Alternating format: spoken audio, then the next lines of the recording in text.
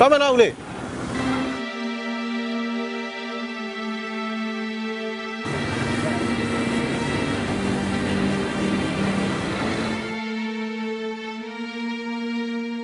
ျွန်တော်နာမည်ကတော့တင်ထွန်းအောင်ပါနေတာတော့မိထီလာမျိုးနဲ့ခင်လူးရွာမှာနေပါတယ်အသက်ကတော့35နှစ်ရှိပါပြီ73နှစ်သားတော့အိမ်မှာအလုံးမလုံးချင်တာနဲ့ဒီမျိုးပေါ်ထွက်ပြီးတော့အလုံးလုံးဖို့တက်လာတယ်တက်လာရင်လည်းစစ်သားစုဆောင်ရနေပြီးတော့စုလို့ဖမ်းလို့ထွက်ပြေးတာထွက်ပြေးရင်ကနေမှရထားဘောကကျုပ်ကြတာပထမဦးဆုံးကတော့ကလေးတုန်းကတော့ဒီ14နှစ်သားလောက်တုန်းကတော့သူများတွေကဒီရန်ကုန်ကလူတွေနဲ့တွေ့တော့လိုက်သွားတာပေါ့ရန်ကုန်ရောက်တော့တောင်းရန်စားတော့ခိုင်းတယ်ပေါ့အလုံးလည်းမလုံးတတ်ဘူးကလေးလည်းကလေးဆိုအသိဉာဏ်မရှိဘူးလေနောက်ပိုင်းအသိဉာဏ်ရှိတဲ့အချိန်ခါမှာတော့ကျွန်တော်စပယ်ပန်းရောင်းတယ်ထီရောင်းတာ10နှစ်လောက်တော့ရှိပါလားကျွန်တော်ဘယ်မှာပထမဆုံးရန်ကုန်မှာရန်ကုန်ကနေပြီးတော့အစုံမှာပဲကျွန်တော်မိထီလာမြို့မှာလည်းရောင်းတယ်နေပြည်တော်မှာလည်းရောင်းတယ်ကျွန်တော်စိတ်ကူးတဲ့ရှိတဲ့နေရာပတ်သွားထီရောင်းတဲ့လောက်ကင်ချက်ကတော့ဘယ်လိုပြောမလဲကျွန်တော်ကော့တောင်းကိုရောက်စင်ခါလာတော့ဒီယူရီးယားနိုင်ငံထဲကိုရောက်သွားတယ်ပေါ့ရောက်သွားတဲ့ခါကျတော့ကိုလိုမတန်မစွမ်းတဲ့လူတွေဘာလုပ်လဲဆိုတော့ကျွန်တော်မြင်လိုက်တဲ့ခါကျတော့သူတို့ထီရောင်းတဲ့ခါကျတော့မြင်လိုက်တဲ့ခါကျတော့ကျွန်တော်တော့မြန်မာပြည်ပြန်ရောက်လို့ရှင်ထီရောင်းလုံးနဲ့အတင်းတော်ဆုံးအလုပ်တစ်ခုလို့ကျွန်တော်ထင်တာပေါ့နော်အဲ့လာနဲ့ဒီလုပ်ဖြစ်တာပါအဖေမေရှိပါတယ်ညီကောင်မောင်နှမ9ယောက်ရှိပါတယ်ကျွန်တော်ကတော့ရတဲ့အမြတ်ကိုတော့အဖေမေပြန်ပို့လိုက်တယ်ပို့တဲ့ဟာပေါ့ကိုပို့တဲ့ဟာကျွန်တော်သုံးစရာလဲကျွန်တော်မှဘာမှမရှိဘူးလေရလာရင်ရတဲ့ရှိနေတဲ့အချိန်ကတော့အဖေမေအတွက်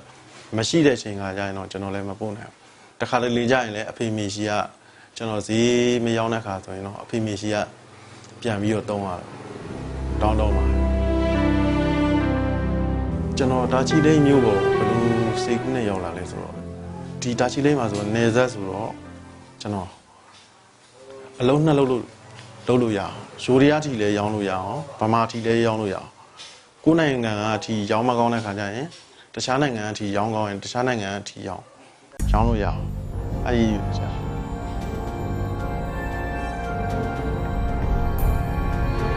အဓိကတော့ကျွန်တော်ရဲ့ဒီအလုံးလုံးရှင်တဲ့စိတ်ဖြစ်လာတော့မိဘလုံးပြီးရှင်တဲ့စိတ်ကျွန်တော်ဒီလိုအလုံးလုံးတယ်ကျွန်တော်အမှန်ဆိုရင်ညီကောင်မောင်နှမနဲ့အတူတူအိမ်မှာစားလို့ရတယ်ပေါ့အလုံးမလုံးပဲအိမ်မှာစောင့်နေတယ်အလုံးဖြစ်တယ်ပေါ့အိမ်စောင့်နေပေါ့ဒါပေမဲ့အဖေမိဘဆင်းရဲတာမြင်တော့မကြည့်ရတော့လုံးလုံးချင်တဲ့စိတ်ကပေါက်လာငွေရှာခြင်းတဲ့စိတ်ပေါက်လာမိဘတွေကတော့ကျွာမှာတောင်းလူပဲလုပ်တယ်ရှားလုပ်ရတာလုံးဝမရှိ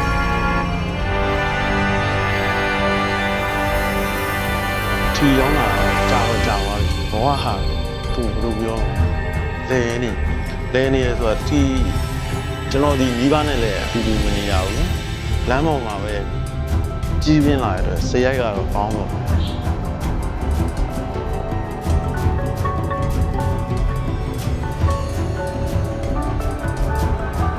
ကျွန်တော်တာချီလေးကိုတက်လာတော့လိုင်းကားနဲ့ပေါ့စပင်းကိုတော့ကားခေါက်မှုပေါ်တင်လာသူတော့ကောင်းကန်းနောက်ကလိုက်လာ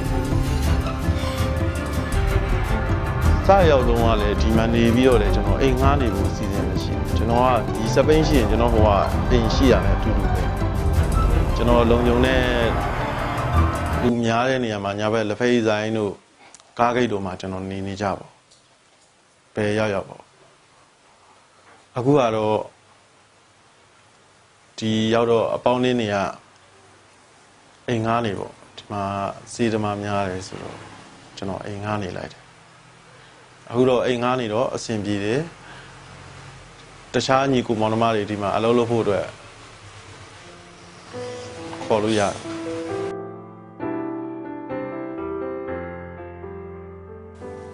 ယ်လူတွေကတော့တချို့လည်းကြီးကျူးကြတယ်တချို့ကြတော့လည်းတချင်းဖွင့်တော့တဲ့အတွက်နားညီတို့မျက်ထောင်ညီလည်းကြည်တာလည်းရှိတော့ရှိတာပေါ့နဲပါတယ်ဒါပေမဲ့သူတို့ကြည့်လဲကိုကပြန်ပြုံးမယ်ပြလိုက်ပါကျွန်တော်မျှော်လင့်ချက်ကကျွန်တော်တောင်သူလုပ်ငန်းကြီးကြီးကျယ်ကောင်းကောင်းလုပ်ချင်တော့နောက်ပြီးတော့အခုလောလောဆယ်မှာအဖေမေကိုလည်းပြန်လုပ်ကြည့်ချင်တော့အဖေမေရမ်းဆင်းရဲတဲ့အတွက်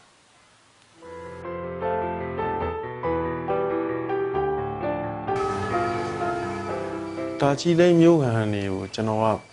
ဘယ်လိုပြောရမလဲဆိုတော့ကျွန်တော်ရင်ထဲမှာတစ်မျိုးတော့တစ်မျိုးပဲကျေးဇူးတင်နေပေါ့ကျွန်တော်ဒီမှာနေလို့ရတယ်စားလို့ရတယ်ကျွန်တော်မိဘကိုဒီရလူတွေအားပေးရတဲ့အတွက်ကျွန်တော်မိဘကိုပြန်ပို့နိုင်တယ်ပေါ့